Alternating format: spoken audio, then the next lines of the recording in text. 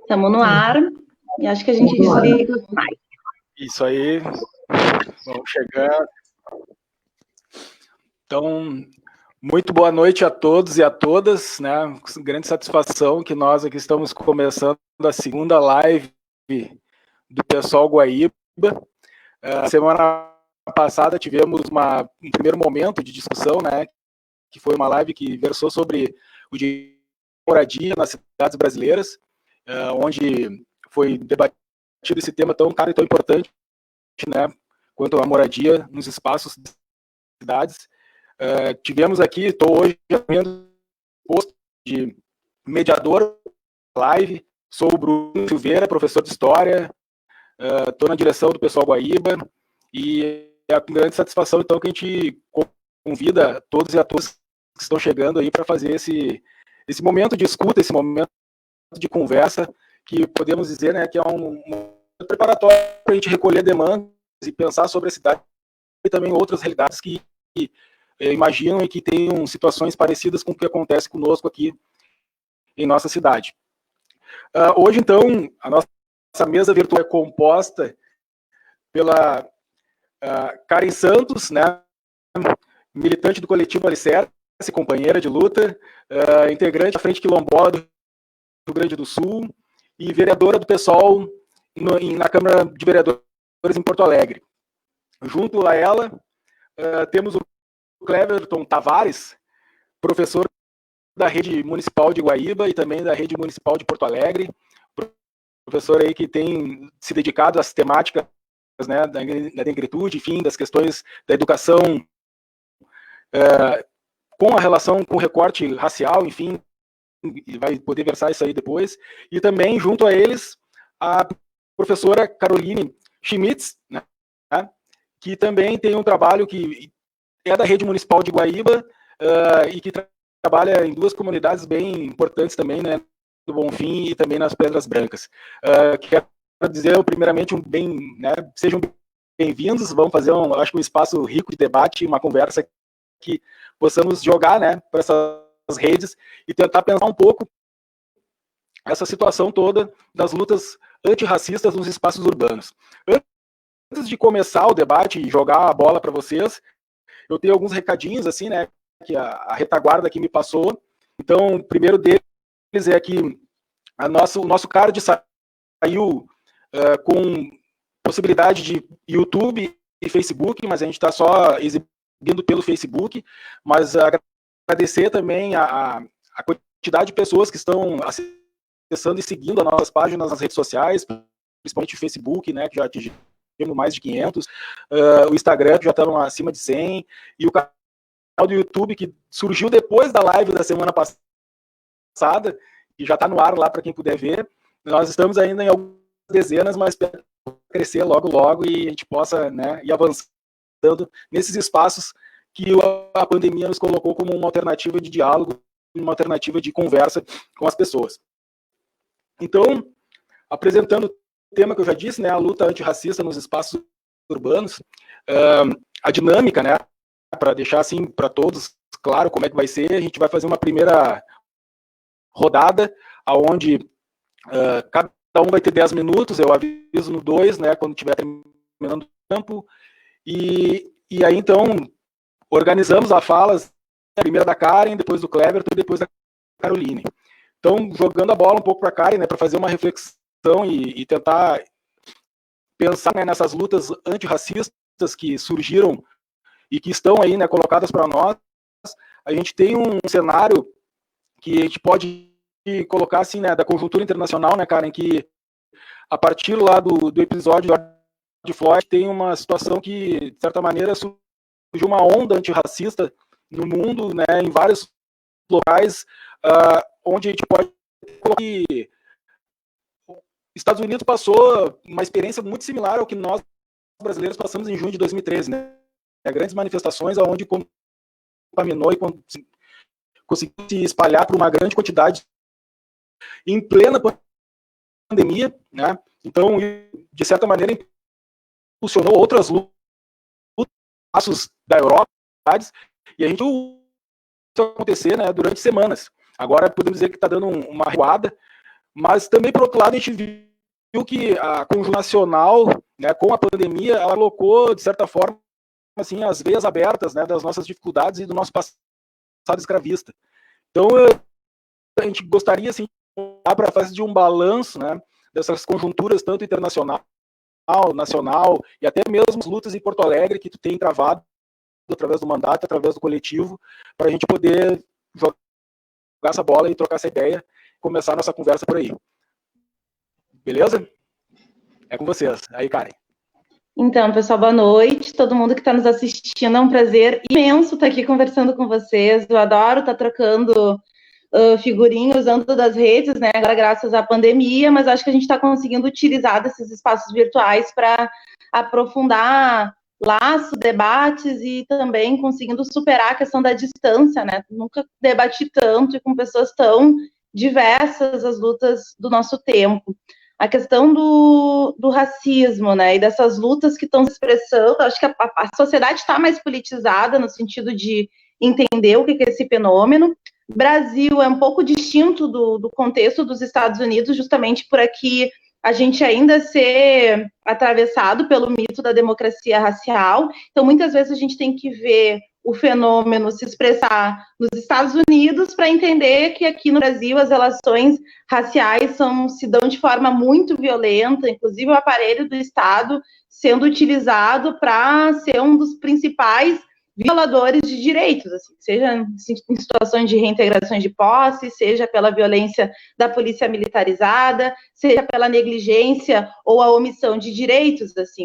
Então, a gente tem uma população que é majoritariamente negra, autodeclarada negra, né, no censo de 2010, o censo histórico, em que a gente consegue subverter a lógica e a soma dos pretos e pardos colocam os negros enquanto maioria da população brasileira, quantitativa, mas, ao mesmo tempo, a gente percebe uma dificuldade muito grande da gente discutir as expressões do racismo na nossa sociedade. O Abdias do Nascimento, no Genocídio do Negro Brasileiro, que é um dos livros assim, da década de 70, que é um tratado da questão racial, uma crítica a esse modelo, né, das relações harmônicas, Casagrande-Senzala, do Gilberto Freire, é uma crítica, né, que ele faz desde lá da década de 70 e aponta justamente isso. Aqui no Brasil, muitas vezes, não mata um negro a paulada, como no sistema Jim Crow norte-americano ou apartheid sul-africano. Mas aqui tu tem esse racismo institucionalizado. Eu acho que a discussão agora mais atual, né, do ponto de vista do racismo estrutural, que avança um pouco mais, também na discussão, como é que se expressa esse fenômeno, né? Muitas vezes as pessoas acreditam que ser racista é tu não gostar de negro, né? Cabelo ruim, coisa de negro, chuta que é macumba, batuque é coisa do demônio. Essas expressões cotidianas que a gente muitas vezes né, é afetado enquanto indivíduos negros. O racismo institucionalizado é como o Estado brasileiro organiza as políticas públicas e muitas vezes opera política de segregação, política de morte. A gente vem vendo o vírus, né, do coronavírus sendo utilizado enquanto uma arma biológica de extinção, de depredação, de espoliação de comunidades indígenas, do meio ambiente, de comunidades ribeirinhas, de quilombolas, de pessoas em situação de rua, pela negligência, né? E o racismo estrutural acho que remete muito a essa base econômica nossa, né, que é forjada no escravismo, não só nossa, né, o capitalismo enquanto um todo, os países ditos de países de capitalismo central, só se conseguiram organizar suas revoluções industriais à base de muito colonialismo, na América, em África, Oceania, muita escravização, muita espoliação e muita alienação, né? O racismo científico, essas teorias que colocam a superioridade branca, da genética branca, enquanto superior a todas as outras raças, isso não foi uma invenção do negro,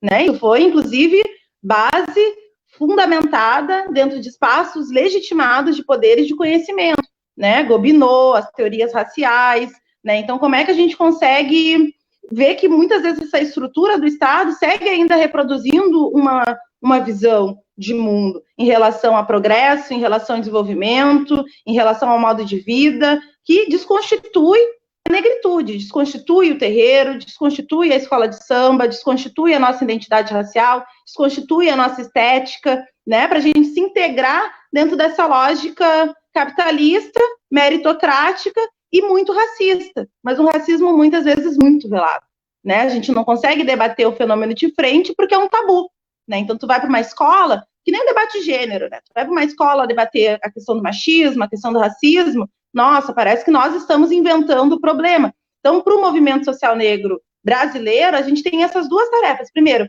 é lutar contra as expressões desse fenômeno, né? Os negros ainda se encontram na base da pirâmide, os piores salários, os piores rendimentos, mulheres negras que mais sofrem violência obstétrica, as crianças negras têm 6 vezes mais chance de morrer do que uma criança branca. Então, não é uma questão de opção, né, de debater ou não, é uma questão de estatístico. O racismo, ele é concreto. E também, além de lutar contra as expressões, ter que explicar a existência desse fenômeno. Assim. Então, a gente tem que sempre estar partindo do pressuposto de que o senso comum brasileiro é que o mito da democracia racial. Temos todo sangue de índio, temos todo sangue de negro, a minha avó foi negra, acho que a discussão das cotas raciais, quando começou a ser implementada dentro das universidades, gerou muito trouxe muito esse problema, né, não resolvido, de uma identidade racial brasileira que é completamente atravessada por esse projeto, né, genocida de país, que desconstitui os povos indígenas, que desconstitui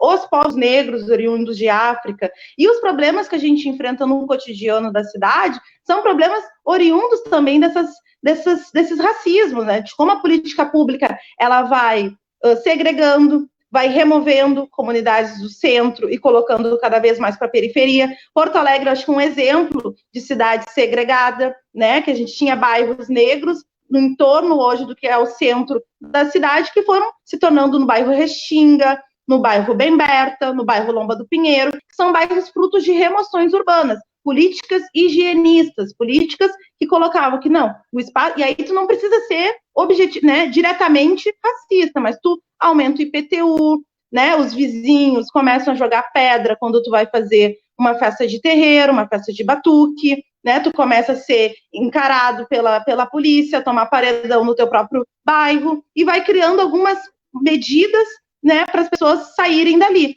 Ou, às vezes, as remoções mesmo, como a gente está também acostumada a ver aqui na cidade de Porto Alegre, que é quando tira de uma forma brutal uma comunidade e desaloja ela. No ano de 2018, aqui em Porto Alegre, a gente enfrentou a resistência junto com a família do Quilombos Lemos, que é uma família que se encontra num local super valorizado da cidade de Porto Alegre, e que o asilo, né, Padre Cacique, queria simplesmente tirar aquela família que estava ali em cima daquele território há quase 60 anos, assim. É uma família originária de uma família quilombola de Canguçu, e graças a esse processo de resgate dessa história dessa família, que a gente conseguiu segurar eles dentro daquele território. Mesmo processo, a família Silva, lá no Montserrat, que é um dos metros quadrados mais caros da cidade de Porto Alegre, que também é uma trincheira dessa resistência, de famílias que né, tomaram a posição política de não ser removido,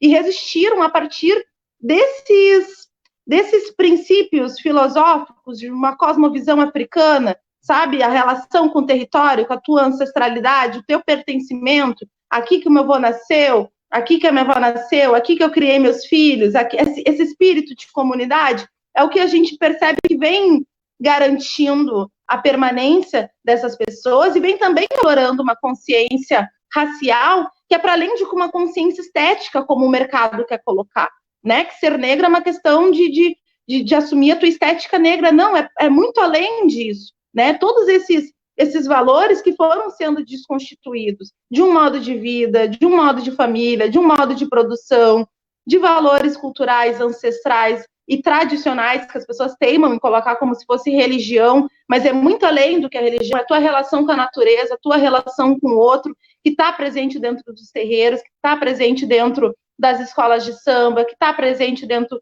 dos clubes negros, por mais que também sejam espaços que estão também sendo atravessados pelo racismo, pela meritocracia, pelo embranquecimento, pela lógica de transformar tudo em mercadoria. Então, eu percebo que o racismo estrutural, ele avança sobre esse ponto de vista, tira só a questão do racismo enquanto algo que, só a educação, né, uma educação antirracista, uma questão quase que moral vai resolver. A gente vive numa sociedade organizada por uma elite escravocrata, que na transição do trabalho escravizado para o trabalho assalariado, não teve política para integrar o negro dentro da sociedade capitalista emergente. Pelo contrário, integrou como força de trabalho barata e como desempregado para manter os salários baixos. Isso é o racismo estrutural. É a nossa base produtiva, a gente ainda é latifúndio, de um lado, né, organizado pelo agronegócio, nessa lógica de mecanização que vem expulsando cada vez mais as pessoas do campo e jogando as pessoas para os centros urbanos, e nos centros urbanos serviços, né? Serviços que não produz tecnologia, serviços que não conseguem garantir um rendimento para as pessoas, e empurra também toda essa massa de pessoas negras e pessoas brancas para uma marginalização cada vez maior. Esse é o problema do Brasil de um ponto de vista estrutural. Uma economia que não se resolve, uma elite que não tem um programa para incluir a negritude, para ter uma identidade nacional. Ou ter, como eu estava esses dias numa live com uma liderança indígena, o Tucum, e ele falou sobre Estado pluriétnico, e eu fiquei refletindo sobre isso, né? O nosso território, né, chamado Brasil, são diversas cosmovisões dos indígenas, as suas diversas etnias, né, dos caigangues, dos charruas, dos kaiowás. A mesma coisa em relação às negritudes. É só a gente pegar as casas de batuque que a gente tem, Jeje, Jexá, Nagoca, Binda, Candomblé, cosmosvisões, visões de mundo, né? Tudo dentro desse Estado chamado Brasil, e que nega o tempo inteiro a discussão desse ponto de vista. É uma democracia, somos todos iguais, sendo que estatisticamente nós não somos iguais. Nós temos muito mais dificuldades para conseguir acessar os direitos e competir em pé de igualdade com a branquitude. Não somos todos iguais. Um Estado laico, mas que todos os nossos feriados são feriados católicos, né? Em que em todo órgão público que tu vai entrar, vai ter um crucifixo ou uma Bíblia, como tem aqui na Assembleia Legislativa do Rio Grande do Sul. Então, essa aparência de neutralidade é para esconder esses conflitos raciais que existem dentro do nosso território, invisibilizar, permitir que os gestores públicos sejam omissos e querer integrar alguns negros, como a gente tem hoje o presidente da Fundação Palmares, que é um negro, mas que não reflete o ponto de vista coletivo de uma luta de maioria, né, que inclusive permitiu ele estar ocupando o cargo que ele ocupa hoje. Assim. Então, no Brasil, para concluir assim, esse meu pontapé para a discussão, o debate racial ele é muito complexo. Ao mesmo tempo que a gente já tem essas políticas inclusivas, primeira geração de negros doutores, primeira geração de negros, né, parlamentares organizados a partir de uma pauta racial, ao mesmo tempo a gente nunca teve tantas pessoas presas, terceira maior população carcerária do mundo é a brasileira, 70% jovens negros na sua fase mais produtiva, né, que deveriam estar trabalhando, desenvolvendo o nosso país, estão presos, né, por uma lei racista, que é a lei que instituiu a guerra às drogas. A gente tem um extermínio da nossa juventude negra, não declarado, muita responsabilidade por parte das polícias militarizadas e também por essa guerra às drogas, sabe? Tem 2 pesos e 2 medidas, se é um filho de trabalhador e se é um playboy da classe média, né? Então, a justiça, ela tende a pesar mais os critérios raciais e de classe. Isso também é uma discussão que Michelle Alexander, nos Estados Unidos, aqui em Porto Alegre, a gente tem a juíza Karen, que é uma das poucas juízas negras que também vem fazendo a discussão desse ponto de vista no judiciário, a seletividade penal, mas são pautas que a gente ainda está remando, sabe? A gente ainda está com muita dificuldade de conseguir ter uma maioria negra consciente dessas questões, né, que imperam a estrutura de classe brasileira e como o racismo se utiliza da nossa etnia, das nossas tradições, para nos explorar, para nos segregar, para nos assassinar, sabe? Então, a gente tem uma resistência, mas uma resistência ainda muito dispersa, né? Todas as iniciativas do movimento social negro, elas acabam sendo sabotadas, né? Ou pela ditadura, como foi a Frente Negra Brasileira, né, na época do Getúlio Vargas, ou também pela própria cartilha, né, dos partidos de esquerda ou de direita que se apropriam da pauta racial como se fosse uma questão setorial, né, não como se fosse uma questão estrutural, né, mas como se fosse uma forma da gente tentar amenizar e contemplar as pautas negras dentro de um programa de sociedade que o negro é uma caixinha, e nós não somos uma caixinha, nós somos a maioria dos trabalhadores precarizados, sabe? Então, são questões, assim, que eu percebo que a gente tem muito que discutir e muito que avançar também, assim, nesse trabalho cotidiano de educação política dos nossos, sabe? Se a gente não conseguir educar a nossa negritude em relação das suas tarefas históricas, não adianta nada eu ter meu black, né, meu Black Power, com um produto de R$ 40 a sala online, para manter ele um cacho, porque se não for um cacho, tipo, né, perfeito, eu vou seguir sofrendo discriminação no mercado de trabalho, sabe? Então, acho que são essas questões, assim, os grandes negócios, eles vêm se apropriando muito da nossa luta. Acho que o Kanye West nos Estados Unidos, né, está sendo bem polêmico, acho que está sendo muito esse exemplo, assim, né, de como a economia, o grande mercado, ele também vai se apropriando das nossas pautas históricas e, de certa forma, tem alguns setores da burguesia que querem garantir um capitalismo mais colorido, mais diverso, assim as pessoas consomem mais, assim as pessoas produzem mais felizes, e eu acho que a gente também tem que questionar isso, né, como a nossa pauta vem sendo apropriada, tanto para o marketing político, quanto também para o marketing econômico. Era isso nesse primeiro momento.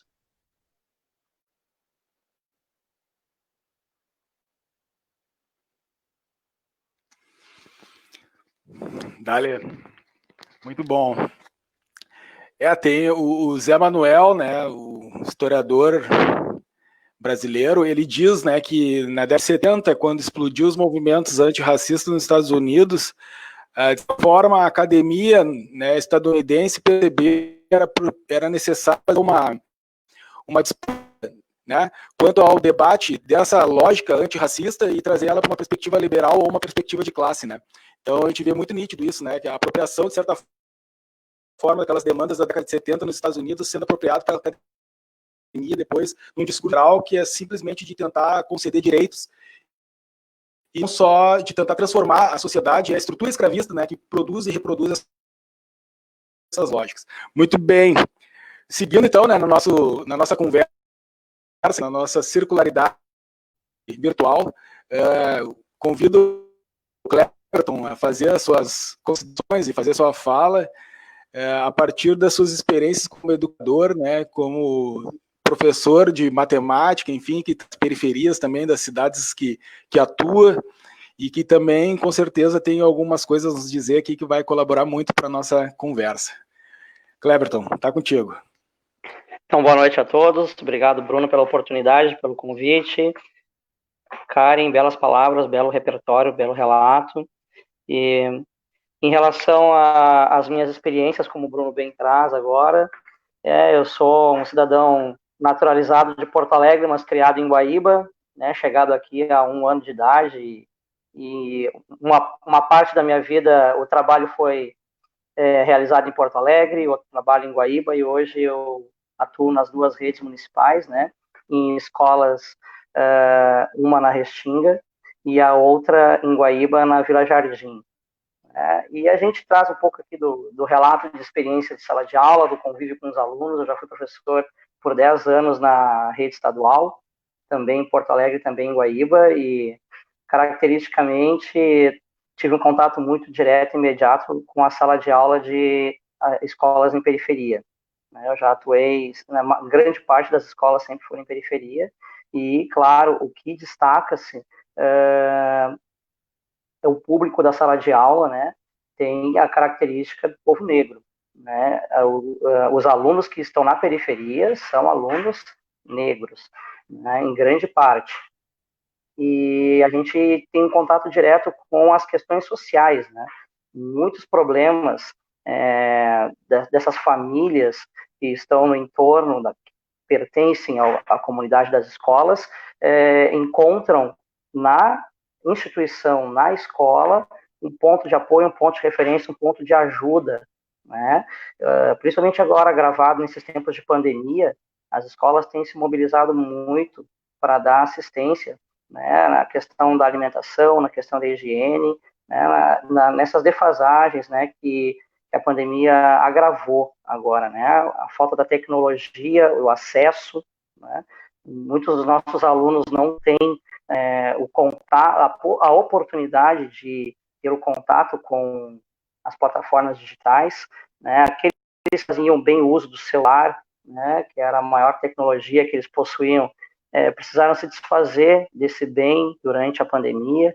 Aqueles que têm o celular têm uma internet ali pré-paga que precisa contar ali os créditos para poder fazer o uso da internet e acessar as atividades nas plataformas, nos meios, e nós, professores, estamos disponibilizando, e muitos deles a gente não consegue atingir. Alguns têm a possibilidade de ir até as escolas, buscar esses materiais, outros não conseguem, e as equipes diretivas se mobilizam até para levar essas atividades nas residências de algumas famílias, né? Porque temos, às vezes, famílias com 3, 4 filhos matriculados numa mesma escola, e essas condições de acesso elas ficam cada vez mais limitadas. Mas isso também é uma herança na sociedade, né? E vem lá do tempo que o Brasil passou até a colonização europeia, né?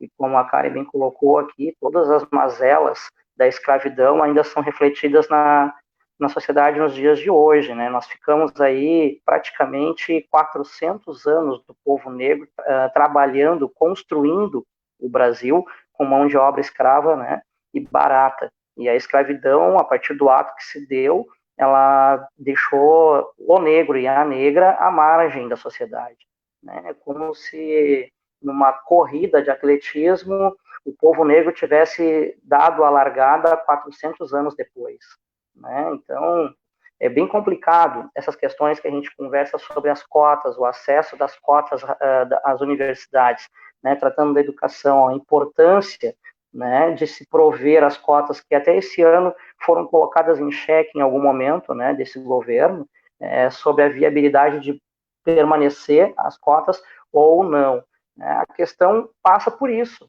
né? O povo negro não teve essas condições de desenvolvimento social, nossa cultura, nossa religiosidade, nossa linguagem foi assujeitada pelos colonizadores europeus que aqui estiveram, né? Precisamos deixar, enquanto ancestralidade, de cultuar a nossa religiosidade, né? A importância que a capoeira, por exemplo, tem nossa sociedade hoje, ela é um reflexo do quão ela foi escondida nas senzalas, né? O quão ela era praticada como de forma velada, para que os feitores não observassem e os nossos irmãos do passado não fossem punidos, né? Os nossos atos religiosos que hoje são vistos por algumas pessoas ainda como algo negativo, retrata a ignorância de não conhecer a história, né, e não também ter o conhecimento da importância daquilo que se cultua, né, em relação à natureza, bem como a Karen colocou anteriormente, né, e isso acaba sendo um reflexo negativo, traz incutido o racismo estrutural que hoje ainda está presente nas questões de postos de trabalho, por exemplo, né, onde nós somos aqui em torno de 115 milhões de habitantes pardos e pretos no Brasil, né, e os postos de trabalho não refletem nos seus cargos de importância a visibilidade do negro, né? O negro, até no censo do IBGE, segundo dados oficiais, 50% da população brasileira parda e negra tem trabalho informal. E eu penso que agora, se houvesse um censo pós-pandemia, esses dados devem estar ainda mais assustadores, né? Então, como que o povo negro, que tanto trabalhou para construir esse Brasil a suor e sangue, hoje não consegue ter oportunidade de postos de trabalho decente? A renda familiar de famílias chefiadas por negros e negras no Brasil tem um salário médio que é a metade de um cidadão branco, em torno de R$ 940, enquanto um cidadão branco beira os R$ 1.900, né? Então é uma injustiça, né? Porque o povo negro ele se encontra hoje, como bem a Karen também citou, nas periferias, como eu tinha dito no início da fala, nas periferias, nas condições um pouco precárias, né? Com falta de saneamento básico, com falta de uma água potável, né? Com qualidade, né? E essas mazelas, elas acabam refletindo dentro da sala de aula na qualidade da educação e do aprendizado dessas crianças, desses adolescentes. Eu também trabalho com a EJA, e eu tenho alunos que são jovens e adultos, e eles precisam trabalhar durante o dia para dar o sustento às suas famílias e buscam no espaço da sala de aula da noite uma formação digna para que possam, durante a sua jornada de trabalho nas empresas, poder ter uma remuneração melhor, poder dar uma condição de vida mais digna aos seus. Então, a gente vem abordar um pouco essa questão para que possa ser se posta à mesa, em discussão, esses aspectos, e que se perceba que a questão da raça negra, ela tem a importância desde a gênese do país, e que já passou da hora, né, de darmos importância a esse tipo de discriminação. Né? A pele, ela não vai definir o quão o sujeito pode ser melhor ou pior. Né? A questão toda passa pela oportunidade, e essa oportunidade ela se dá ali na base, né? Um acesso à educação. A educação qualifica o ser humano, e o nosso povo ele precisa muito de investimento. E eu penso que a mudança ela perpassa também um pouco pelo cenário político da representatividade.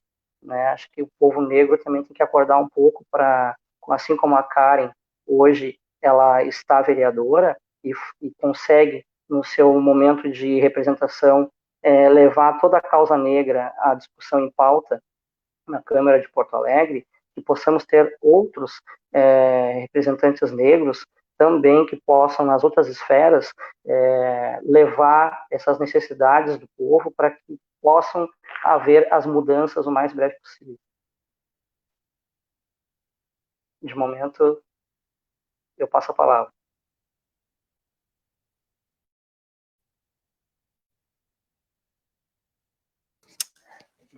Liberar meu áudio aqui. Beleza. É isso aí. As periferias, formação das periferias no Brasil. A gente descolar a forma que foi conduzida a abolição, né?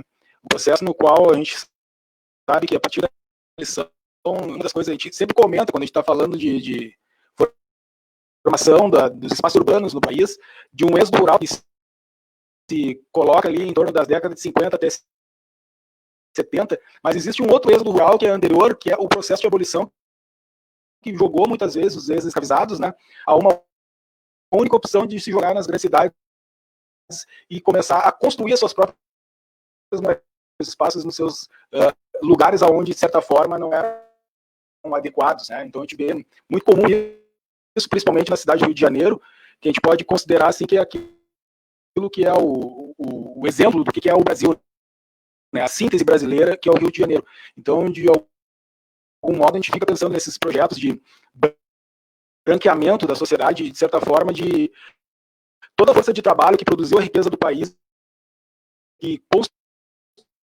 esse país, que se coloca a possível liberdade, tu é escravizado e depois torna desempregado, ou seja, tu não é inserido nessa nova estrutura de sociedade, nessa economia que começa a se forjar depois. Então, é aquela coisa, né? A dívida que nós temos, como a gente não resolveu o processo de abolição e o fim da escravidão, ela pode ter, de alguma forma, ter modificado o aspecto do corpo do negro, né? De não ser escravizado, mesmo sabendo que a gente perdurou ainda por muito tempo e os conceitos estão todos aí. Mas o sistema escravista ele transita do próprio corpo, né? Porque esse sistema escravista, por exemplo, é reproduzido numa lógica da empregada ou da doméstica, né? Melhor dizendo, que do seu filho em Recife, né? Que reproduz uma lógica escravocrata. Aquilo ali é quase que sim, um reflexo de uma lógica escravocrata na nossa sociedade. Então, aqui tem uma galera curtindo aí, o William aí conosco, o Roger, Tânia, Dani, enfim, até a minha ex-diretora, Eliane Ribeiro, olha aí, curtindo, pessoal, beijo pra ti, Eliane. E agora, então, vamos pensar nessa lógica que vai nos trazer, que é justamente, se nós estamos aqui numa luta, numa questão e como que a gente vê ela, a gente também tem que pensar em como que a gente faz isso, né, naqueles que serão o futuro da nação, né, podemos dizer assim, que são as crianças.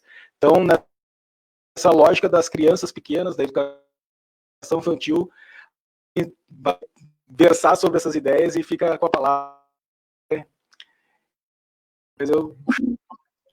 Olá, boa noite a todos.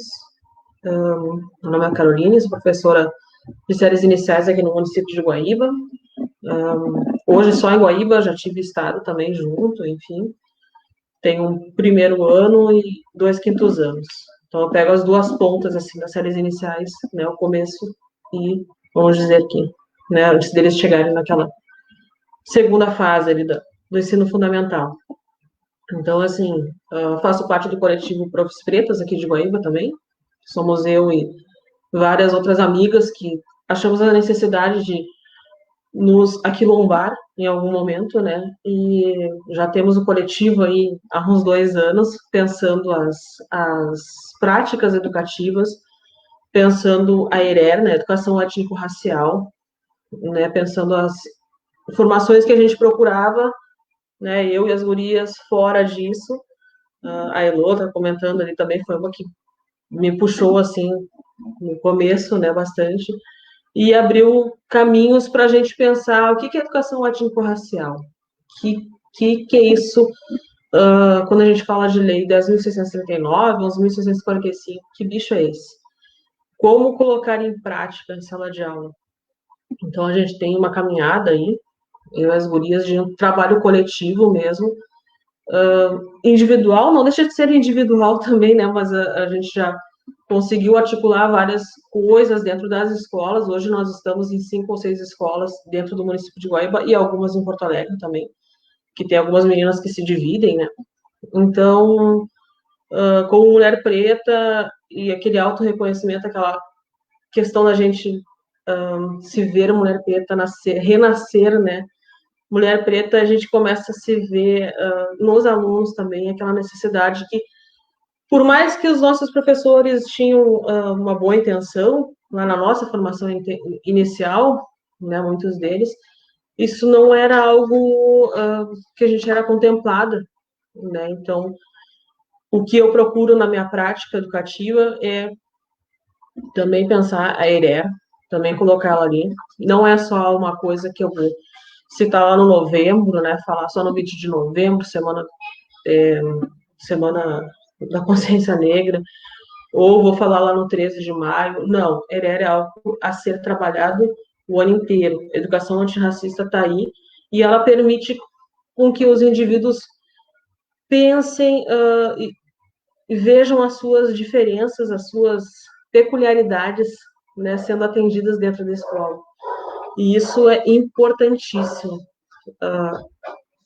Vocês vão ouvir os cachorros apoiando de vez em quando, a minha cachorrada aqui em casa, não se preocupem que ele já está parando lá. Agora mesmo tinha um gato aqui. Enfim, voltando, quando eu falo de educação étnico-racial, sobre educação antirracista, eu estou falando sobre as nossas peculiaridades sendo vistas. Tirando aquele papo de somos todos iguais. Não, não somos todos iguais. E justamente essas diferenças que nos fazem precisar ver o porquê dessas diferenças, de onde é que vem isso. Se eu for pensar que os meus antepassados, os meus mais velhos, há 50, 60 anos atrás, não poderiam entrar na sala de aula para aprender a ler, aprender a escrever, aí vem todo aquele peso da necessidade da política de cotas, uma política que eu fiz uso, né, quando no ensino superior, na época não sabia muito bem, então não, vamos aproveitar, ok, vamos usar. E depois, com o tempo, eu fui vendo que não, eu tô no lugar certo, estou usando o meu espaço mesmo. Então, quando eu falo isso, né, quando eu coloco em prática a ERER e levo um giz de cera cor de pele para os meus alunos de 5, 6 anos, 7 anos de idade, e eu vejo eles colocando no bracinho, assim, e tipo, essa aqui é minha cor, né, esse é meu tom de pele mesmo, esse é o meu giz de cera cor de pele. Isso é maravilhoso, né? Uma coisa assim que emociona a gente. Quando eu levo uma história do Pequeno Príncipe Preto, que nem eu adoro trabalhar todos os anos, né? Agora eu tenho um livro novo aqui, mas tem outros poemas que eu já trabalhei com o 5º ano, então tu conseguir colocar isso na tua prática, no currículo, é algo assim de ver um aluno que, poxa, prof, esse menino aqui tem a minha cor, né? E ele ali emocionado e tu emocionada, né? Tem que sair tomar uma água, aquela coisa que a prof é durona, né? Aquela coisa toda tem que se manter. Então, é algo que eu fico, assim, muito feliz, mas óbvio que tem os seus percalços, né? A gente tem todo uma questão de conseguir coisas, conseguir espaços, coisas que eu sinto falta, às vezes numa formação de professores, né? Tem uma coisa, uma vez por ano tem lá uma ou outra, né, que a gente tenha falando sobre o assunto, sobre a ERE.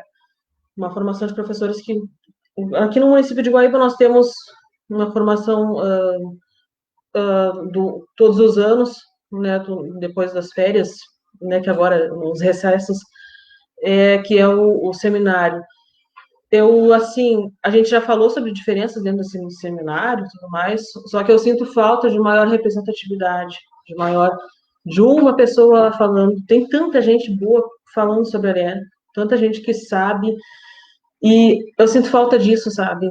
De também trazerem para a gente, não só a gente correr atrás, né? Que nem quando eu vi que a coisa estava, né? Eu preciso dessa formação e tal, que foi quando até a Heloísa Rosa, que estava comentando aqui, me levou, eu achei muitas coisas dentro da URGS e tal, eu vindo de uma faculdade, né, eu estudei aqui na UBRA e tal, e a minha formação não citou muitas coisas, apesar de eu me lembrar, enfim, não citou muito a ERERA ali dentro, né, eu entrei em 2006, a 10.639 já estava em vigor, a 11.645, que ainda não, né, não estava muito ali, mas precisa isso, assim, não precisa só a gente ir atrás com a nossa necessidade.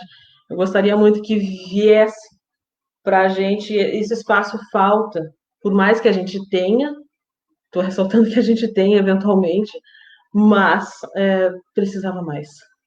E, enfim, já passei por situações de racismo dentro da escola também, mas, enfim, a gente tem que saber manejar, tem que ter esse olhar para o aluno preto, né? Saber, às vezes, o porquê que a balança vai pesar mais para o lado dele do que para o aluno, né, não preto. Como é que está sendo a minha atitude quanto àquilo, daquele problema, né? Abrir o olho, né? Conseguir enxergar. Depois que a gente começa a enxergar, a gente não consegue mais. A importância da gestão democrática dentro da escola também, de reconhecer que a escola também é um espaço que reproduz o racismo, que por mais que nós, professores, tenhamos uma formação, ela é básica, e isso é uma questão, hoje em dia, humana, né, da gente ter espaços dentro da escola na formação continuada para falar sobre o racismo também, muito, né, não só entre nós, colegas, nós que fazemos parte ali da escola, mas é a comunidade escolar também, falar com os alunos, parar, fazer um trabalho que não seja alegórico, né, isso é muito importante, é uma tristeza tu só ver, às vezes, a ERE sendo trabalhada, né, a toque de caixa ali na Semana da Consciência Negra, ou quando eu falo da população indígena, eu vou falar só em abril. Não, gente, não é assim. E ela vira alegórica também, sabe? E tá lá na lei, nós temos que ser contemplados. E não adianta, é algo assim muito... é uma máquina, né, de moer gente que nos pega de vez em quando e é difícil.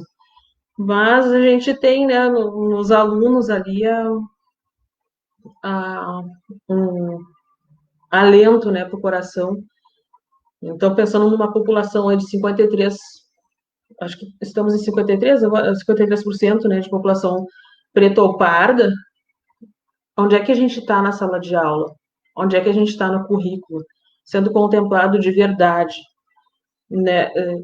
Quando eu falo em história, quando eu dou aula de história, por que não, sabe, sair do currículo? Vamos pensar um currículo novo, vamos estudar um currículo novo, vamos pensar a África como centro, sempre, de onde é que vem a humanidade, onde é o berço da humanidade. Então, descentralizar, olhar para o lado, olhar para um outro canto, pensar os nossos planejamentos também, tipo, o que eu estou fazendo, o que eu estou reproduzindo aqui, como é que está sendo.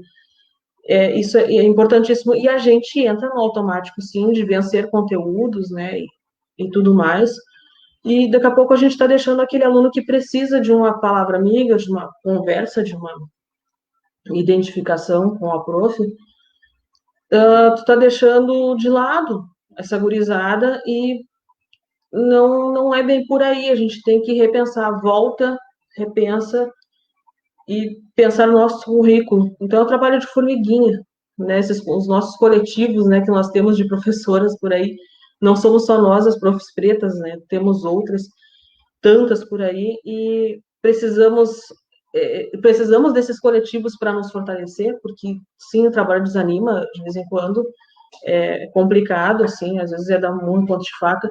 Em épocas de pandemia está bem complicado, né? Por mais que a gente tenha aí acesso a plataformas de educação, aqui em Guaíba nós temos uma, em Porto Alegre outra, o Estado está trabalhando com outra, e é agora que a gente está vendo a desigualdade, né? Porque que um aluno meu, tá, ele tem acesso, ele consegue toda semana lá pegar a atividade que a prof. Carol mandou, ok, mas tem aquele aluno que a mãe só tem um celular em casa e ele é só para receber ligações né, e ligar quando tem quando colocaram créditos nele, né? Que nem de conta é.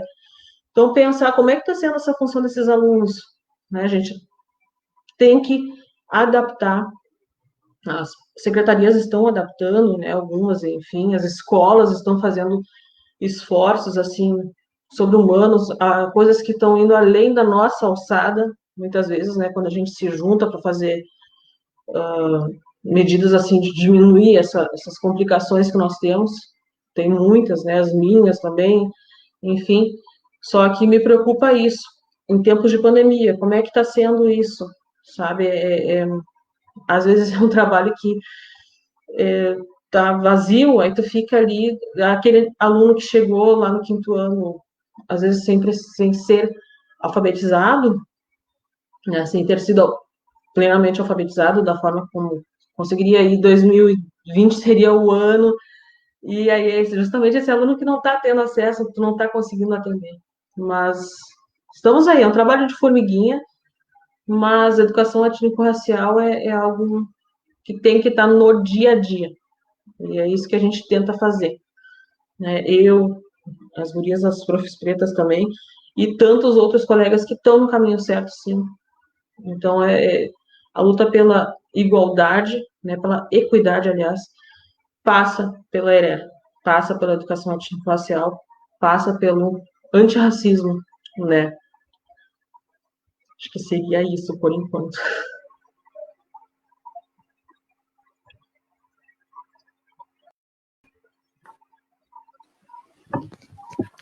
Obrigado, Carol.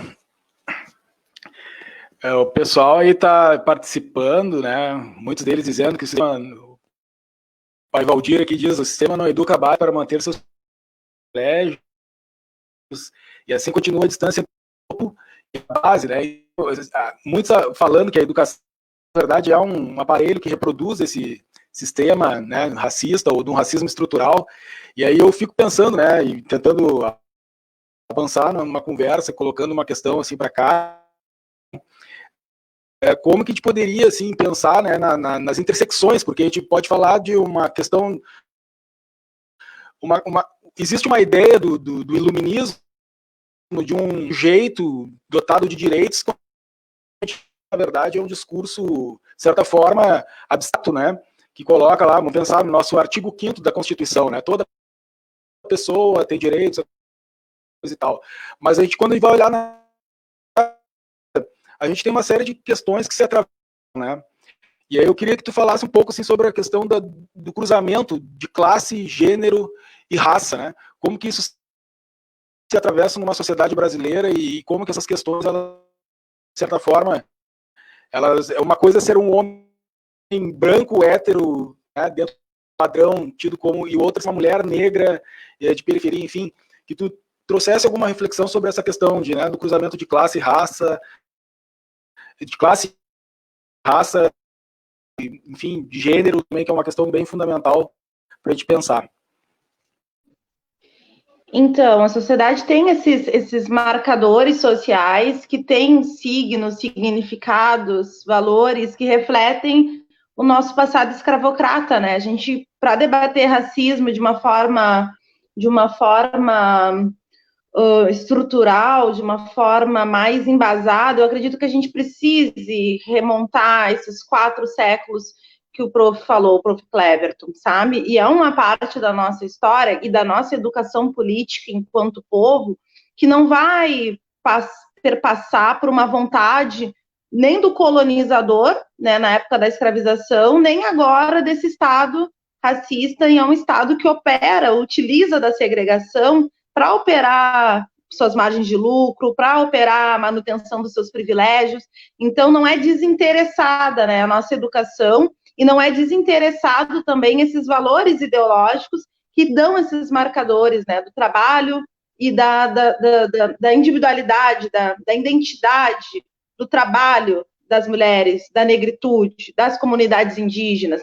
Então, nós temos dentro dessa ideologia de valores, nós temos um valor distinto, né, que não é o mesmo valor que é dado, não é mesmo o mérito que é associado às pessoas brancas, assim. Isso é vai sendo inculcado, né, na nossa formação, na nossa identidade, na nossa forma de ver as coisas desde pequeno, né? Por isso que essa questão da representação é tão importante, assim, uma forma de tentar quebrar esses estereótipos negativos que ainda remetem o negro a uma condição de subalterno, uma condição de senzala, a mulher negra ainda é uma condição de mucama, ou uma condição de mulata, né? Aquela que era utilizada para procriação, e hoje para chamar turista na época do carnaval. Então, são algumas simbologias, assim, que estão presentes no modo de pensar do povo brasileiro, que a gente precisa questionar quem é que produz isso, porque não é produzido, não é inerente das nossas famílias, bem pelo contrário, né, a gente é educado de que,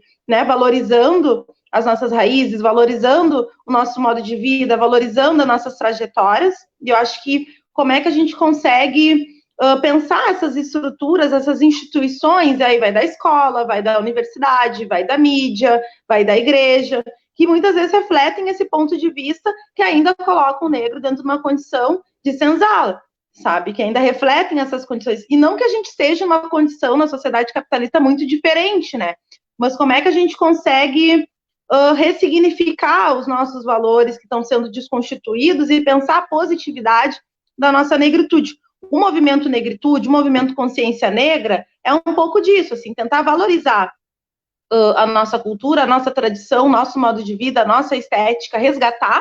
O primeiro momento é isso, sabe? Foi desconstituído pelo processo de tráfico transatlântico, foi desconstituído pela escravização, e nesse momento também como é que a gente utiliza isso enquanto uma arma contra o sistema, porque o sistema segue operando, né? Eu coloco muito disso, assim, a gente não pode querer romper um padrão para se incluir dentro de um outro padrão, né? Somos múltiplos, como muito bem colocou a prof. Carol, nós não queremos só condicionar agora um mito de uma nova igualdade. Nós queremos a nossa diversidade de ser negro, a nossa diversidade de ser mulher, a nossa diversidade de ser povos originários reconhecida. E o sistema, ele trabalha muito na homogeneização, né? Transformar tudo em grandes nichos de consumo, homogeneizados, padronizados, né? Então, tem esses grandes padrões, esses estereótipos que são constituídos para tentar nos transformar em meros consumidores, né? E a gente tem uma riqueza muito grande enquanto trabalhadores, enquanto produtores, né, de cultura, né, de resistência dentro dos marcos da sociedade que está.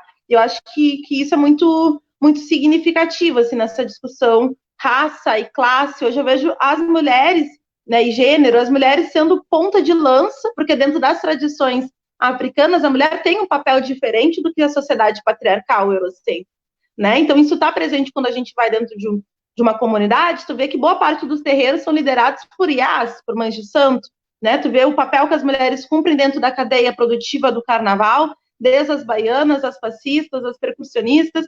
Então, tu vê que o nosso protagonismo dentro dessas tradições que resistiram e resistem a esse sistema colonial, o papel da mulher é um papel de muito valor, assim, sabe? Na constituição da família, não daquela família nuclear, né, pai e mãe, mas da grande família negra em diásporas. Então, é na casa da avó que a gente reúne os tios, as tias, os primos, os vizinhos, para consagrar os encontros da família, o papel que a mulher cumpre nessa reprodução desse trabalho de resistência e resiliência dentro das comunidades, sendo as lideranças, aquelas que conhecem, né, os problemas da comunidade, aquelas que vão para o orçamento participativo batalhar, aquelas que estão junto lá na escola, junto com as professoras, reivindicando mais vagas, mais professores, mais creches, assim, e eu acho que isso é uma potência muito grande, assim, por mais que a gente esteja, né, na base da pirâmide social, politicamente, as mulheres têm cumprindo um papel fundamental para a nossa sobrevivência enquanto povo, né, guardando os nossos conhecimentos ancestrais, e também na linha de frente ao combate dessas políticas aí que querem precarizar ainda mais a nossa vida, sabe? Então, acho que por mais que o sistema tentou nos forjar criadas, a gente teimou em se fazer resistência. Então, eu vejo que as mulheres, elas se colocam muitas vezes essa carga também de ter que ser 2, 3 vezes melhor, né? Por causa do machismo, por causa do racismo, por causa da sociedade de classe. Muitas vezes é uma sobrecarga, mas que é o que o sistema coloca pra gente. É uma forma da gente tentar não sucumbir, é lutando, é preservando, é ajudando os nossos, sabe? Eu acho que isso é uma lição muito rica, assim, de resiliência e de resistência, né? Esse sistema que segue aí operando o racismo como uma arma de morte.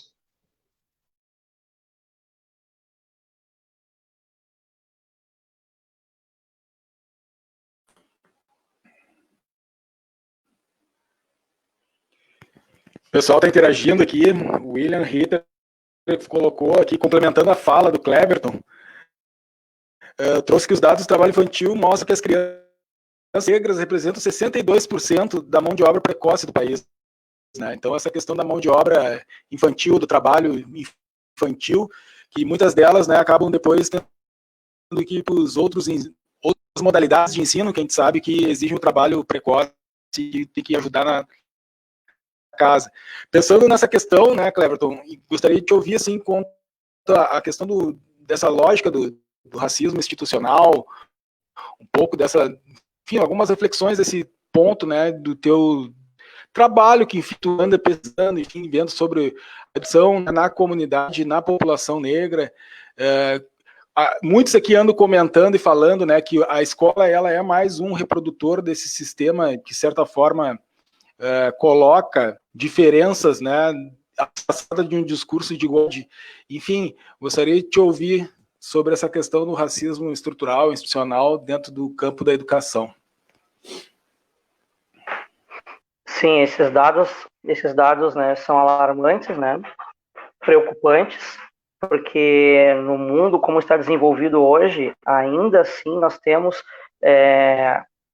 a precarização, né, da educação infantil, né, 62% das crianças mão de obra, né, então isso se reflete nos postos de trabalho depois na questão da fase adulta, certamente, porque essas crianças acabam, como muitos dos nossos antepassados, abrindo mão do estudo na idade escola e idade de vida, né, aquela idade adequada, dita como adequada, e buscam muitas vezes a EJA, e outros até nem retornam mais à escola, né, acabam por algumas razões pessoais deixando de lado o estudo, né, e a sociedade, ela tem esse caráter ainda presente, né, de cercear esse direito, esse acesso, de valorizar, né, a questão da educação. Eu percebi ali nos comentários que o Pablo coloca, e acho que todos os professores estavam acompanhando durante as últimas semanas, a questão do Fundeb, né, que ele foi agora aprovado, então teremos essa verba agora como lei, né, no país. Esperamos que esse recurso se reflita na educação, e justamente uma questão de educação transformadora, né? Que a gente mude o sistema, porque a sociedade clama por isso, a sociedade está mudando, né? A gente não esse sistema de ensino fechado, como a Carol colocou, que muitas vezes nos condicionam como professores a cumprir um planejamento, né, anual, com conteúdos mínimos, que não prevê a valorização da África Mãe como centro dessa educação, também citado pela Karen, né, de certa forma, torna a educação do nosso país defasada, precária, aquém daquilo que há necessidade de hoje, né? Eu também entendo que essa mudança, ela já, enfim, ela é inerente, e o trabalho que a Carol colocou é um trabalho de base, né? É o trabalho que começa a ser desenvolvido agora, o olhar, né, da linguagem do ERE e das atividades voltadas para a educação infantil, né, para que a gente possa, desde os pequenininhos, mostrar uma nova visão, uma visão mais realista, né, e que justifica todo o nosso vínculo familiar que a gente tem, que a gente trata, que a gente traz, né, e que acaba nesse mundo individualizado cada vez mais pela tecnologia, sendo deixado de lado, né? A gente tem que também ter esse olhar mais de agregação dentro da escola, né? Eu também, nos meus espaços de sala de aula, nas minhas experiências, a gente sempre procura promover durante o ano, né, ações que evidenciem a cultura negra, né? Meus trabalhos que eu desenvolvo aqui na EJA, em Guaíba, a gente desenvolve sempre atividades voltadas com projetos, com temáticas, né? E muitas das falas que são retóricas dos alunos, a gente acaba também desenvolvendo na sala de aula, emerge da necessidade deles, não só a questão financeira, mas a questão de oportunidade de trabalho, como a gente já vinha falando antes, né, que são as carências, a questão da saúde, né, que também é uma demanda muito forte, muito presente, e a gente desenvolve ações para mostrar o quê? Que hoje a educação, ela é um caminho de esperança, e que essa esperança, ela se deposita justamente nesses que hoje estão estudando, para que quando estejam formados, possam mudar os caminhos da sociedade, né? Que esses parâmetros que hoje nós temos e que já não são mais suficientes para atender a nossa população, que eles possam ser transformados, que eles possam ser modificados, né? E que esses ganhos, essas aquisições de luta que a gente historicamente já adquiriu, eles sejam mantidos, e que como direitos, né, nessa luta antirracista, que eles não nos sejam vilipendiados, diminuídos ou até mesmo retirados, né? Eu também faço parte de um grupo que é o Faces de Ébano. Eu vi agora há pouco também a Magda, que é minha colega no grupo, né? Esse grupo ele é idealizado pela professora Irlanda Gomes, que também faz parte da rede municipal aqui de Guaíba, e esse grupo ele passa o ano todo desenvolvendo ações, né, que buscam uma relação de equidade e igualdade, né, ao povo negro, um olhar mais dedicado a essas carências do povo negro. E todo ano a gente tem um ponto assim de discussão maior, que é um congresso internacional. Ele tem uma periodicidade, né, que ele acontece anualmente. Agora, por conta da pandemia, a gente está remanejando datas, né, onde essas ações também são discutidas de como melhorar a perspectiva da população negra a partir da educação.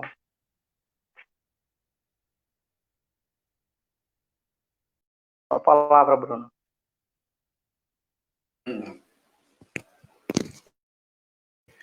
Pessoal interagindo aí, o William mais uma vez dialogando com a fala do Kleber, né? Ação, sabendo que grande número de trabalho infantil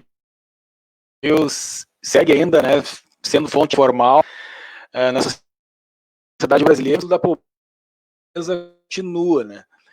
Pois essas mesmas crianças que terão trabalhos que lhe darão um retorno financeiro digno no futuro.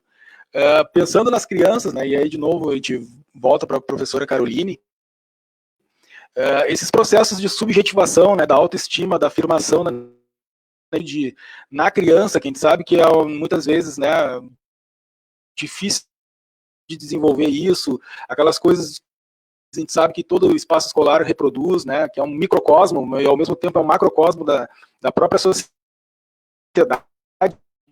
formas de educação não formais, tá, porque a gente educa só na sala de aula, a gente tem os corredores, a gente tem os pátios, a gente tem a comunidade, enfim, esses vínculos que eu penso muitas vezes assim, enquanto educador também, que estou na sala de aula lidando com as questões, como a visibilidade e a autoafirmação, por exemplo, de um estudante que se assuma como de religiosidade africana, de umbanda, de candomblé, né? E quando tu dá espaço, quando tu permite que ele possa se mostrar, que ele consegue, né?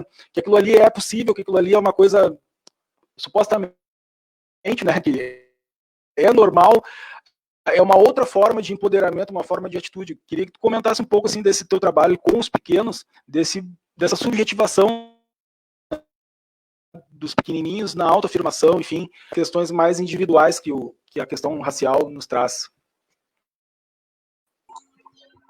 Então, assim, a escola eu vejo muito como um laboratório, né, um micro, né, um espaço onde a gente vê toda a comunidade dentro da escola. Tu vê todas as relações ali dentro da escola e aí tu compreende bastante como aquilo acontece, né, por quê, tu vê as famílias, enfim. Mas essa questão da autoafirmação é algo bem delicado, né, da aceitação, como tu falaste, da gurizada que é de religião de matriz africana, né, assim como eu sou. No ano passado eu passei um bom tempo fazendo a minha guia, né, eu sou de candomblé também, sou de umbanda, e fui iniciada, enfim, né, no ano passado eu comecei, sou a Bian hoje, e eu passei um bom tempo fazendo a minha guia, né, de Oxum ali, e fui liberada, não, tu pode, né, naqueles momentos que tu estiver mais tranquila, tu pode até levar para a escola para fazer, o problema é depois. E aquilo despertou uma curiosidade tão grande na gurizada, de perguntar o porquê, o que que era. Óbvio que alguns ficaram curiosíssimos, né? Eu gosto muito de fazer, uma vez por ano, no mínimo, falar sobre a orixalidade. Gosto muito das narrativas, das lendas, das histórias, e eles ficam maravilhados, eles ficam assim, poxa, foi a melhor aula do ano, coisas que eu já ouvi falar, né? Então, tu trazer isso e dizer que não, aqui é um lugar seguro também, aqui nós, né, tem alguém da tua comunidade aqui, por mais que sejam, como a Karen falou, né, sejam diversas comunidades, diversas nações, não adianta, é algo ancestral, né, é uma coisa que aquela prof ali é uma pessoa segura, eu posso falar com ela. Dentro da sala de aula dela, pelo menos, eu consigo. Óbvio que vai ter os problemas, né? A gente está hoje com a gente tem muitos problemas com o neopentecostal. Agora faltou a palavra, mas enfim. Algumas igrejas evangélicas, né? Que são mais radicais, enfim. Então, sim, temos problemas, sim, encaramos eles de frente. Tenho colegas que também são cristãos e trabalham maravilhosamente bem, inclusive eu vendo o trabalho deles, eu me inspiro bastante, né? E são pessoas que também, por mais que sejam cristãos, também se vão encarar os mesmos problemas que eu, porque terminou a semana, ou começou o trabalho ali, tem um pai e uma mãe, né? Uma família reclamando, e aí tu tem que trazer toda aquela questão, não, olha, isso é uma lei, a gente está colocando, né, em pauta e estamos protegidos. Então, trazer materiais, fazer materiais, que nem eu falei na live com a Vanessa, na semana retrasada, a gente encontra hoje muitos materiais, hoje é uma coisa mais fácil de achar, né? Eu gosto muito de trabalhar com a literatura infantil, por mais que sejam os mais velhos, mas às vezes tu não encontra histórias ali, meios de trabalhar isso. Então, vamos lá, vamos fazer, vamos botar no papel esse trabalho, eu, como prof, em casa, ou as crianças junto comigo ali, fazer um painel e tal, e aí no outro dia aquele painel tá no chão, porque, né, tu não sabe como, mas alguém derrubou, alguém vandalizou. Então, hoje em dia a gente está num lugar mais legal, assim, mas a representatividade é algo que vai muito além, né, que vai muito, né, o empoderamento, assim, dar início a esse empoderamento é uma palavra que eu também tenho peguei um pouco de ranço, mas enfim, a gente, né, começar, porque ninguém empodera ninguém, né, a gente se empodera com meios externos, então tu empoderar essas gurias, muitas vezes, que não soltam o cabelo, e quando começam a ver a prof com cabelo solto, cabelo afro, né, um cabelo para cima, ó, prof, eu fiz que nem tu hoje, ou gostei das suas tranças, querem fazer também. Isso é uma coisa muito mágica, assim, acontecendo, né? Não é uma coisa que acontece todo dia, não estamos num vale de arco-íris e tal, mas que aconteça uma vez, sabe? Que nem já aconteceu comigo, de, olha, eu soltei, eu parei de, né, passar a chapinha, e que legal se passa a chapinha, ótimo, se é assim que tu te sente bem, mas que legal também se tu teve coragem de colocar a tua cabeleira de fora, a tua coroa tá para cima, né, do jeito que tem que estar, enfim, do jeito que tu acha que tem que estar, e, sabe, poder trabalhar isso, poder falar sobre isso é algo que faz muito bem, né, então, todo o trabalho com giz de cera, cor de pele, hoje em dia a gente já tem, eu uso os que eu ganhei do Uniafro, né, até hoje, eu cuido daquilo lá como se fosse minha vida. Mas temos lápis de cores de pele, temos uma infinidade de materiais hoje que, organizando direitinho, até dá. Eu uso 2 caixas, já tem uns 2, 3 anos aí, e eles gostam muito, então, tipo, como é uma coisa muito rara de se ter em sala de aula, um material muito raro, a gente acaba vendo que eles cuidam, tipo, olha, o prof estava no chão, e eu acho que é daqueles, né, dos cor de pele, onde é que eu posso guardar. Então tem a caixinha, eles já sabem lá direitinho. Tratar o rosa, né, o rosinha como rosinha, não como giz de cera, um material cor de pele. É algo muito, assim, eu me encanto a cada dia que eu trabalho, né, com isso. A pandemia está me trazendo um desafio que é botar isso no EAD, mas, enfim, damos um jeito. Temos livros digitais aí, o que já não tem digital a gente dá um jeito, mas é algo bem legal, assim, de trabalhar a autoestima mesmo, de que tua cor é legal e tal, e mudar, e um aluno vir falar contigo que é praticante de religião de matriz africana, primeiro ele vem de canto, conversa contigo, que nem aconteceu muitas vezes comigo, e daqui a pouco ele tá falando para todo mundo, e não tem vergonha nenhuma, né, não tem problema algum dele falar aquilo ali, porque muitos deles se sentem desanimados de falar da sua religião, ou de estar vestido num certo dia da semana de branco, explicar o porquê, que nem já aconteceu comigo, né? Eu, como professora, muitas vezes na sexta-feira, por que a prof tá, todas as sextas ela tá vindo de branco? Ou quando eu comecei a usar turbante também, que eu ouvi falas complicadas na escola, vindas de colegas, né? Tipo, tá com piolho, sabe? E tu tem que tu não acredita naquilo que está acontecendo, mas né, vindo de alguém que, poxa, teve uma formação, gente, é uma pessoa, né, adulta e tal, não é uma criança. Então, é algo que, assim, crianças aprendem a ser racistas. Crianças a gente também vai conseguir fazer, né, a gente, né, aquela coisa pode começar, mas fazer com que não sejam mais. Então, minha esperança é essa gurizada mesmo, assim. Essa gurizada é onde eu gosto de trabalhar, essa gurizada de vila mesmo, onde eu moro também, moro aqui, todo mundo, né, me conhece e tal. E a minha esperança é essa gurizada, assim, de dias melhores, seja daqui 10, 20, 30, 50 anos, mas vai melhorar, vai, eu tenho fé que vai e vamos indo.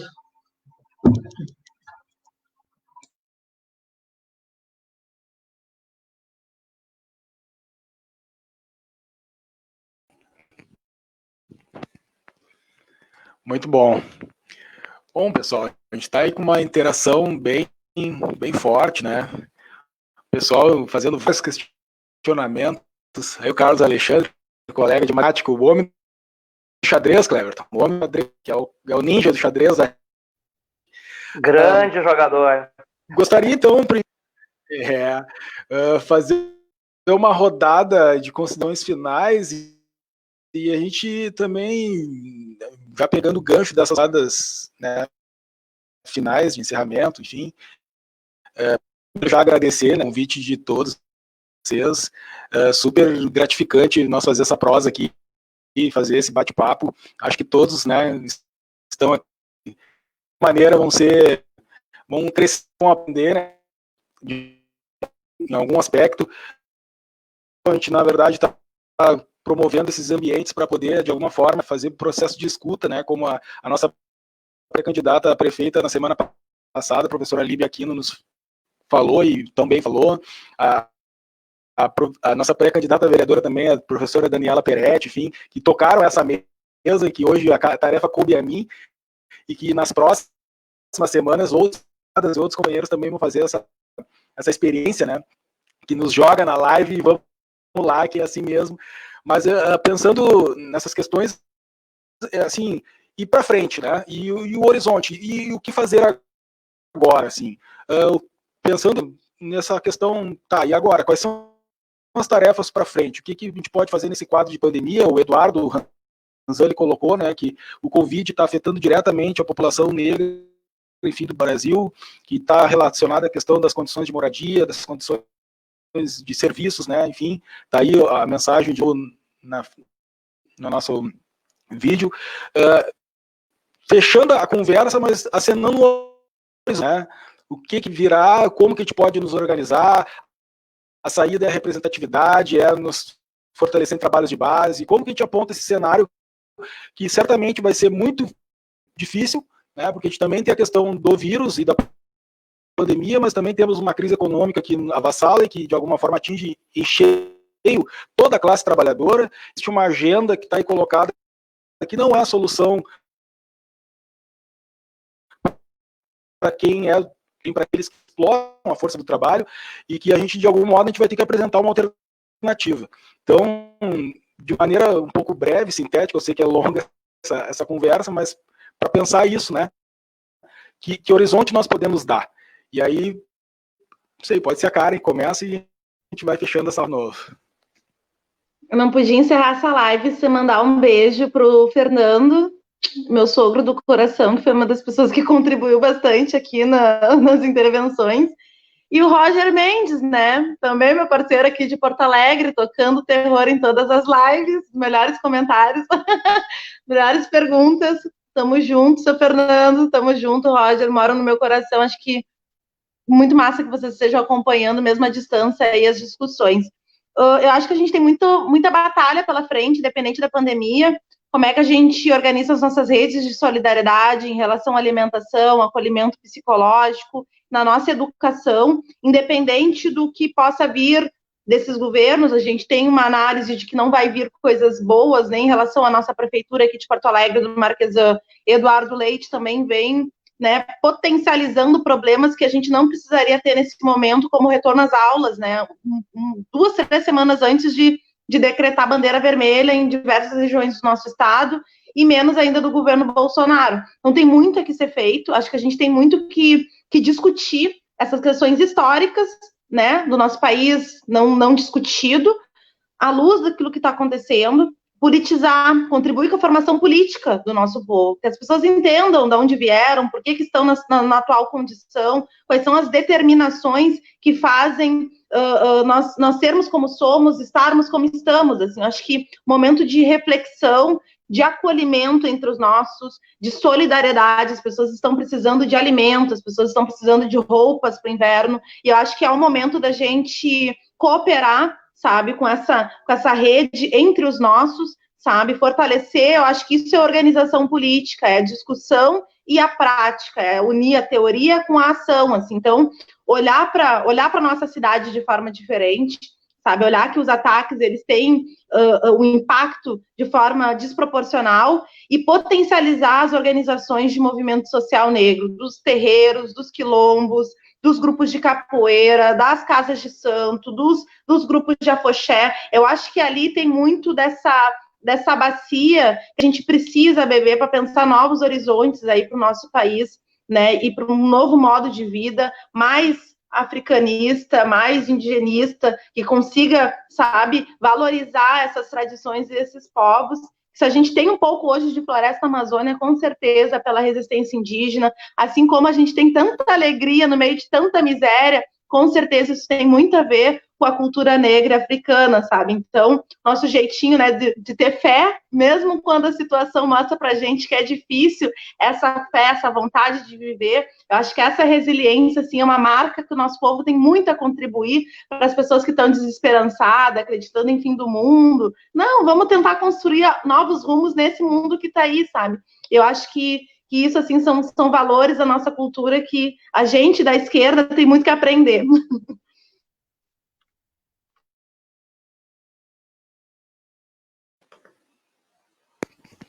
Cleverton? Seguindo o tom da fala da Karen, né? Não deixa o samba morrer, não deixa o samba acabar.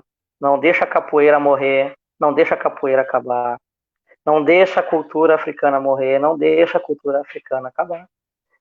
Eu acho que nos últimos anos, independente da pandemia, tem se feito um olhar, de certa forma, até fortemente discriminatório em relação ao samba, com falta de investimento, com falta de valorização e de tudo que da cultura negra, da riqueza da cultura negra que o Brasil hoje tem nos seus traços do dia a dia.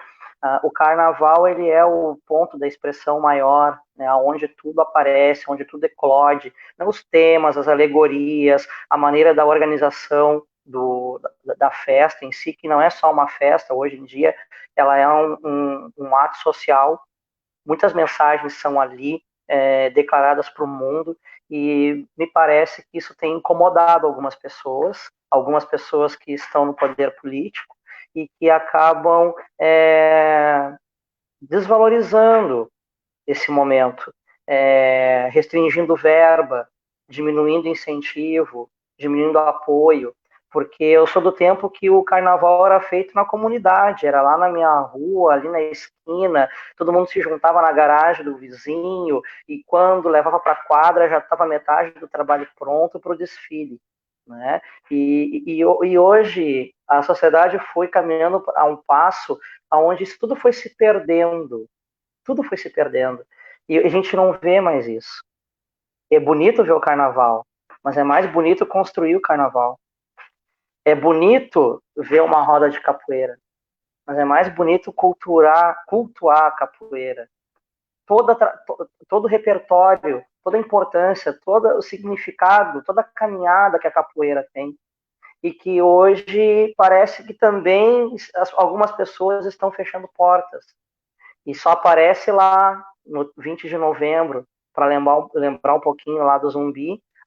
Chama lá o grupo de capoeira aqui para fazer uma referência. Né? Então isso tem que aparecer mais.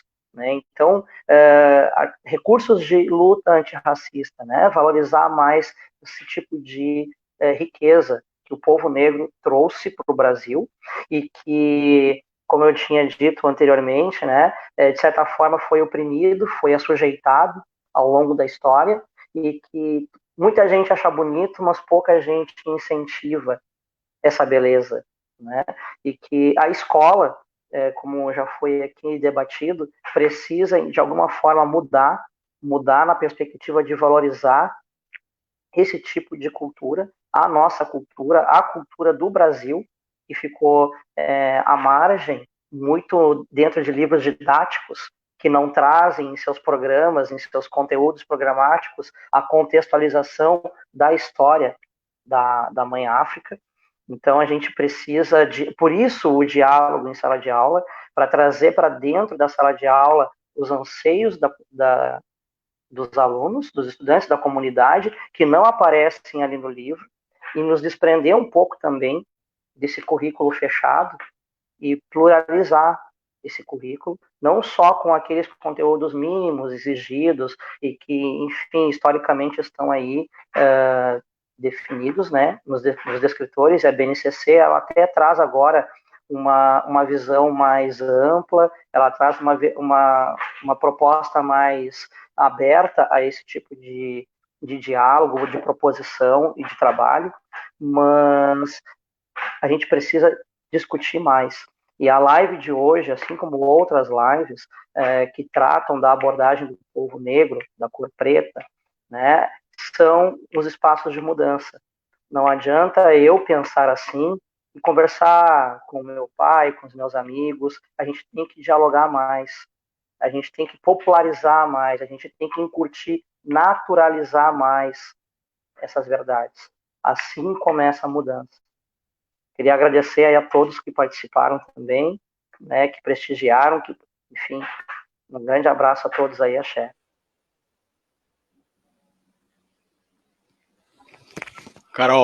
Caroline. Então, eu acho que era isso, mais ou menos tudo que, né, resumindo que foi falado, é pensar o currículo, pensar a nossa responsabilidade enquanto educador, sejamos pretos ou não pretos, né? A gente tem um peso enorme, né? A gente tem uma importância enorme dentro da comunidade escolar, por estar em contato direto, né, com a gurizada ali, enfim. Então, eu acho que é isso, assim, fazer com que a ERER seja cumprida, com que não seja só, não, eu vou fazer isso só porque é uma lei, e de tempos em tempos tem uma auditoria do Tribunal de Contas, e, enfim, tem que estar lá numa papelada lá, e vamos, né. Não, gente, é questão de humanidade. Quando eu falo de ERER, eu estou falando de várias outras peculiaridades. Não estou falando, o racismo não é igual ao bullying, porém, quando eu estou falando de ERER, eu estou falando sobre diferenças, eu estou falando sobre lutar contra preconceitos, né, fazer com que os alunos das suas peculiaridades sejam bem-vindos, estejam confortáveis na sua pele, e isso é de suma importância, porque, enfim, não é algo assim, mudar essa questão de falar sobre povos escravizados, né, toda a função da gente, do jeito que a gente fala, como a Karen falou, as palavras que nós usamos, né, decolonizar a fala também, tá, começa por aí, não ter essas funções de altos falhos, não é estar sempre consciente, 100% em sala de aula, sabendo o que a gente está falando. Não, teve né, foi uma falha minha, não dá para ter, hoje em dia a gente está assim caminhando para algo que não dá mais para ter, porque a gente tem diversas comunidades em sala de aula, né, tem a população preta, a população indígena, eu tenho a população LGBT+, que também sofre muito parecido como a gente, e estamos em sala de aula, estamos ali e precisamos de um lugar seguro, né? Então, pensando que a escola é, muitas vezes, o único lugar seguro de uma criança, né, ou adolescente, a gente tem uma responsabilidade imensa. Então, pensar os nossos currículos, independente do recurso que se tenha. Hoje em dia eu tenho muito acesso a materiais na internet, é YouTube, é Google, é Facebook, é Instagram, né? Querer é poder, o procurar, o pesquisar, o estudar, a gente pode começar por ali.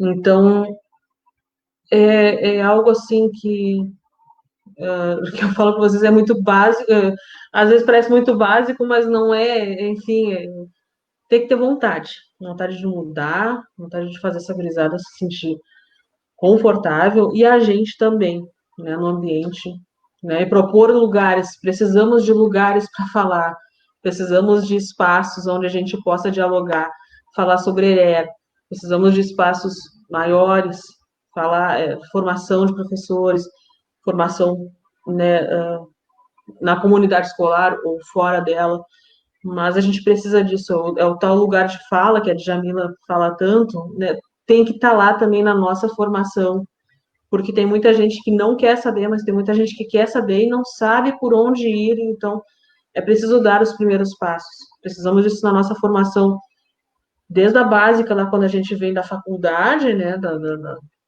do magistério, que nem eu tenho magistério, depois faculdade, tudo mais, pós-graduação.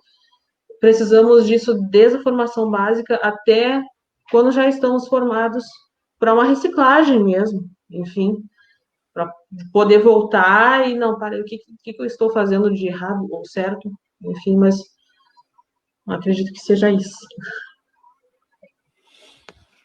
Muito obrigado, só temos a agradecer, muito contente mesmo, a participação de todos, né? Vou mandar um salve aqui também, fazer um momento coruja, né, pro meu cunhadão ali, o professor Juliano, mandar um beijo especial para minha afilhada Júlia, né, estamos aí. Um companheiro nosso aqui nos alertou que dia 25 de julho é o Dia da Mulher Negra Latino-Americana, então, né, fazer um salve também para todas as mulheres aí latino-americanas negras. E a gente cumpre, eu acho que uma tarefa, um papel, né, de fazer esse processo de escuta e de colocar um debate na roda para pensar alternativas e pensar nós enquanto sujeitos, né, da nossa própria história. Falar de antirracismo não é uma exclusividade só de quem é negro, toda a sociedade brasileira é atravessada por essas questões, o sistema escravocrata de alguma forma ainda não foi rompido, é uma dívida que está colocada para nós enquanto sociedade, que a gente fica protelando o enfrentamento dela, e a gente sabe que quanto mais a gente protela, mais as coisas se dificultam, mas a gente também significa que vamos fazer diagnóstico, vamos tentar de pensar as coisas positivas. Então, eu queria agradecer e fechar aqui com todos, né, pensando um pouco, já que o Cleber trouxe a música, a musicalidade, a Karen também falou, de fazer uma pequena, o grande Aldir Blanc, né, que fez uma bela de uma canção falando sobre o João Cândido, o líder da revolta da Chibata, um gaúcho, um negro, que poucos sabem da história desse sujeito, que foi brasileiro, que depois do fim da escravidão, em 1910, ele resistindo, né, ao tratamento dado aos negros dentro da Marinha, ele coloca isso, né, e glória a todas as lutas em glórias, através da nossa história, não esquecemos jamais, né, e aí eu não poderia deixar, junto com esse povo que está aqui, de falar que nós, esse espaço, ele também é uma homenagem, uma semente de uma grande lutadora, que para nós, o pessoal, é muito caro essa história, que é Marielle Franco, né, presente, Marielle Franco, presente, Marielle Franco. Muito obrigado, Karen, muito obrigado, Cleverton, muito obrigado, e vamos seguindo, e vamos lá. Abraço, eu acho que é isso, e por hora encerrou. Falou, pessoal. Beijo, gente. Grande abraço, saúde.